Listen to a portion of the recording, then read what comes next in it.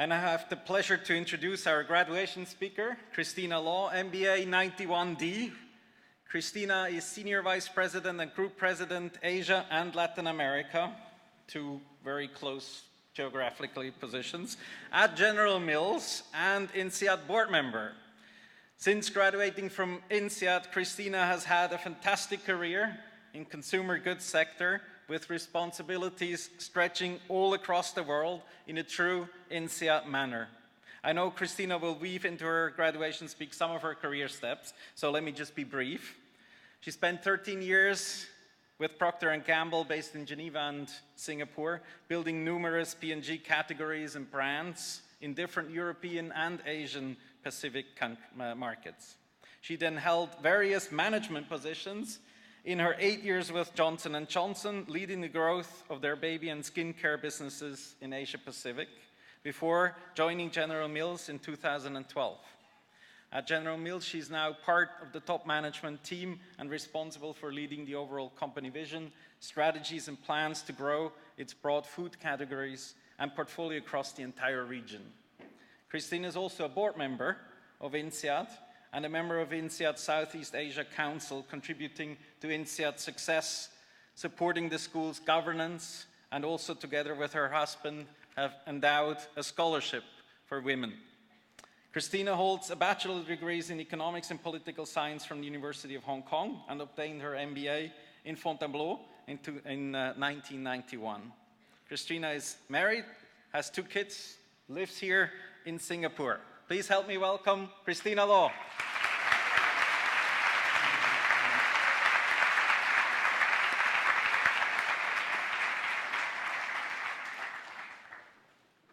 Dear Dean Mihoff, dear Dean Peyer, dear faculty and staff members of INSEAD, dear alumni, and importantly, dear class of December 17, and your family and friends joining you at this important occasion.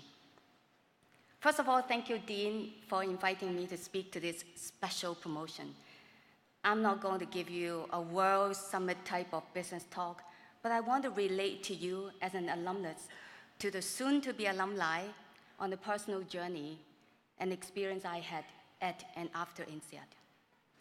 27 years ago, at around this time in December, I flew to Fontainebleau from Hong Kong. And there started an adventure that I would never have expected. To be clear, it was extremely challenging for me at the beginning. Plunging into the European cold, gray weather, to an unknown school I have only heard by remote reputation back then, surrounded by strangers who seemed to be far more intelligent, confident, professionally and financially established. Now, I came from a humble background, and I was amongst the youngest in the promotion. And people were rapid firing in English and in French, half of which I could not even catch. And I thought I was a high flyer in Shell with solid corporate experience working across culture before I came to INSEAD. Right after I arrived, I was very certain that the admission team, possibly after too much French wine, had made a huge mistake accepting me. At the time, the school also had a very different profile. Only 4% Asian. It's very difficult to fathom now. 12% women. And I was the only one speaking Chinese as a mother tongue. I didn't have a lot of obvious people I could immediately relate to. The classes were demanding, as you know. The work group, which had many different personalities, was constantly debating, arguing, re-arguing. My own confidence was broken into tiny pieces. I could literally see them scattered in front of me on the floor. So it began a personal 10 months of molting process, like that in the crustaceans world. Preparing, performing, and recovering from shedding my old self into hopefully a stronger and better version of me. A newfound confidence gradually returned, and one built upon not only my own perspective and experience, but now enhanced and shaped by the diverse views and exchanges with the others. My Asian female background, plus the unique insights from working back then in the just open China economy, hopefully have helped contributed to the learnings of the others. But that's what the INSEAD magic is about. Challenging us, transforming us, opening up our mind, forcing us to build and rebuild confidence. When I finished the program, like you're sitting here now, I had a renewed sense of the world around me, and the journey had really just begun. 1991 was an extremely challenging year from a job market standpoint, as it was when the Gulf War took place. Do you remember Desert Storm? That was when it was launched. But somehow INSEAD enabled a triple change for me, a sector change from petroleum to consumer goods, a function change from supply trading to brand marketing, and a location change from Hong Kong to Geneva. What INSEAD prepared for me wasn't so much the textbook knowledge or case studies, but truly the ability to work with and develop sound judgment, incorporating the brilliance of diverse minds. I've now been in the consumer sector for 26 years, having worked on all kinds of product categories, from leading a function in a single market to leading the overall businesses with region or global teams, coming from very different culture and ethnicities. I'm enjoying every day, well, most of the days, and have probably more energy now than when I started. I am grateful for this amazing adventure enabled by INSEAD, and I'm even more excited about the new journey that you're all going to embark on. Before you take off, though, I thought maybe I will be able to share a few of my personal reflections, which might be of use to you. So in a recent company meeting, I asked my top 80 leaders the following questions as we think about our careers and our lives. Am I making a difference? Am I doing the right things? Am I enjoying myself? So let me start with, am I making a difference? It's not really about saving the world or saving lives. It is amazing, though, if you can, and you are. But in whatever industries and functions that we choose to be in, will we be making a positive difference as a result of the work that we do? Now, the consumer goods industries are not as sexy compared to the tech world or the startups, but I am so motivated every day, knowing that the brands and products that I've worked on over the years are in millions of homes, solving a problem or bringing a delight to families every single day. A gentle bath wash or baby oil to help young parents looking after their newborns, a discreet sanitary napkin for girls, or effective acne gel that you have all used, I'm sure, to navigate the awkward puberty, or serving people with food that they love. What keeps me and my organization motivated and excited is the impact we create for our consumers, our customers, our farmers, our suppliers, to the broader community that we serve and support with our CSR and sustainability program. Now, some time ago, I remember packing my bag one long evening years ago for a business trip, and I brought along a sleeping bag. So my husband was a bit worried. He said, "Your company is under financial distress. They can't even afford you a hotel." And then he became even more concerned when I told him that, no, it wasn't about that. I was actually planning to sleep with a consumer in the Philippines. I did. And she was a new mother from a mid-low income household. I was there to understand her nighttime routine with her baby. In that family, the husband slept in the only small bedroom they have in the house. Mother slept separately on the floor outside with the baby, so her husband would not be disturbed as he needed to get up very early for work. I lied in my sleeping bag next to the mom and child. It was a rough night. A street rat came in and made its trips above our heads, searching for food. After a while, the baby woke up, cried. The cloth diaper was soaked. She needed to stop the baby crying right away so Dad won't be awakened. Her strategy was to put a bottle in his mouth so he would drift back to sleep after sucking for a while. This cycle repeated itself 2 times that night. He was feeding and wetting. We were tired and exhausted. What she really needed in that family was an affordable but quality diaper. She tried some before, it didn't work, she couldn't afford more expensive versions. With the right diaper, her baby could have slept through the night. It's actually very important to know for young parents, if you are out there, that uninterrupted sleep for babies are critical.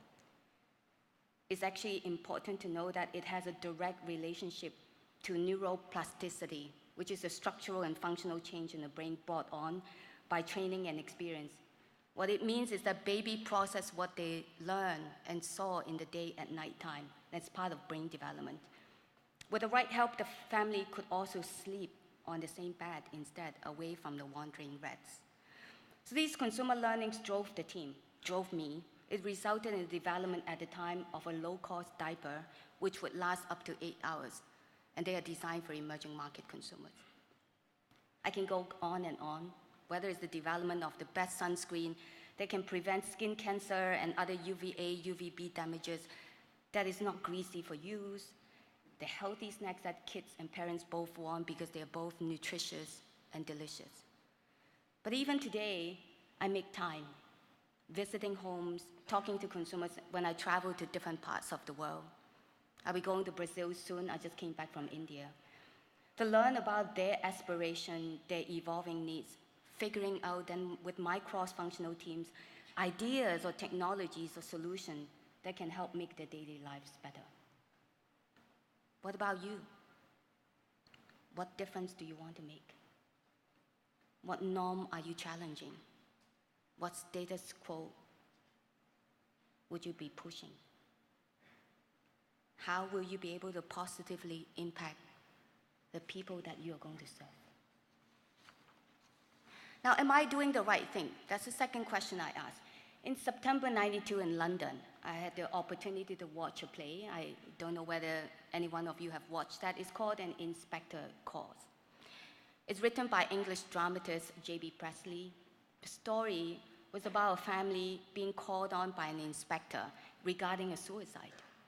So it was to reveal upon interrogation that each of the family member, who didn't seem to be initially related to the young woman, was in fact responsible for her eventual death. The play made a huge impression on me, reminding me that my words and actions every day can have a lasting impact to someone I may be directly or indirectly linked with. We are in a particular challenging world today. It's uncertain, sometimes frightening. There's heightened issues given the divisive political landscape across the world, business model changes being brought on by technology and digital revolution, real versus fake information, connectivity versus privacy, pollution, climate changes.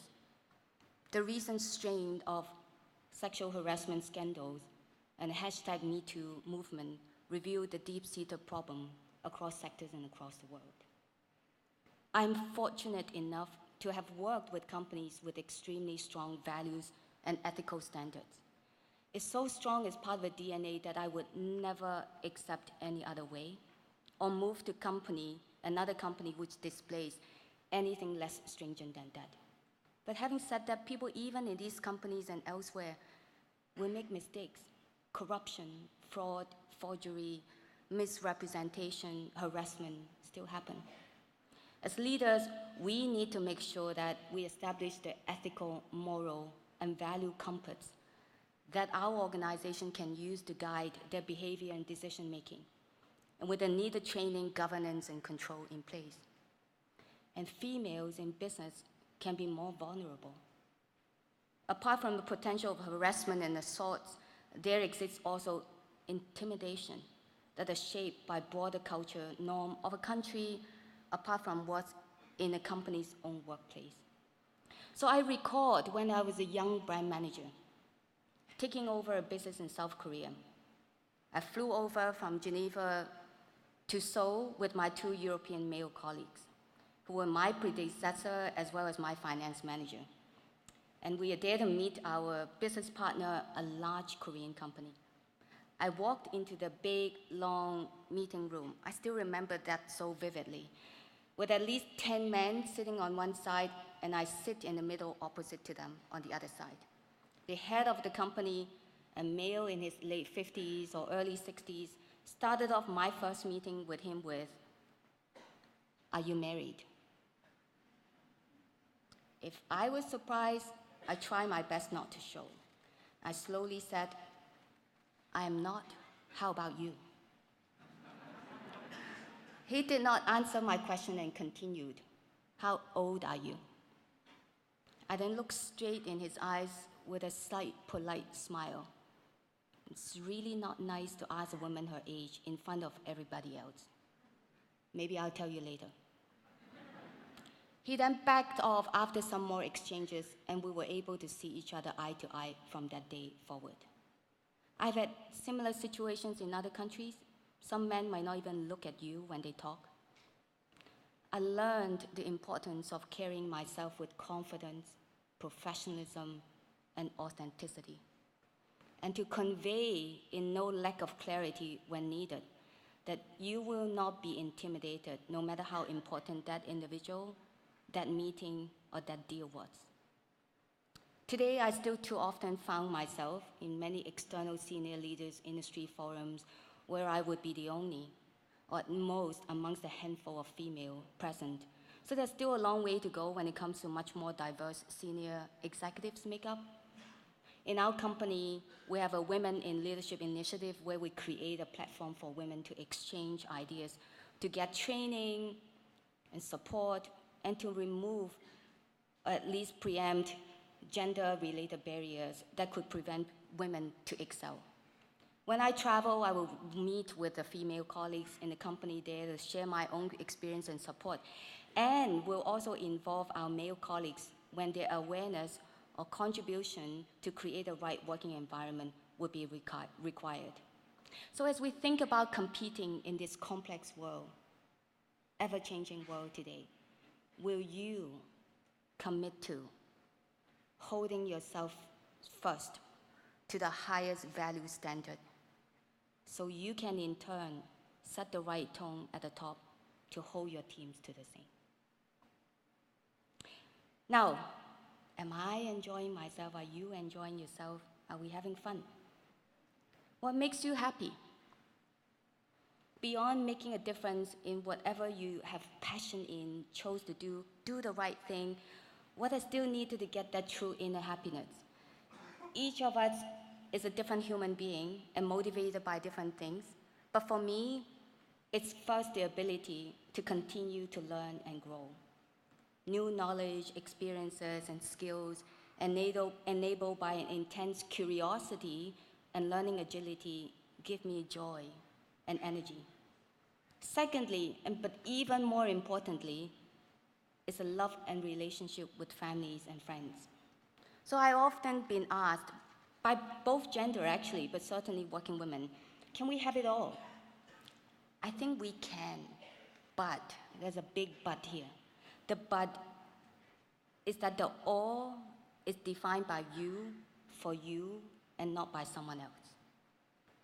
So if the all is having a great career, while caring for your kids, not missing any of their first, join every parties and performance that they have, every single parent-teacher conferences, or taking the elderly to every doctor appointment, I can't have them all.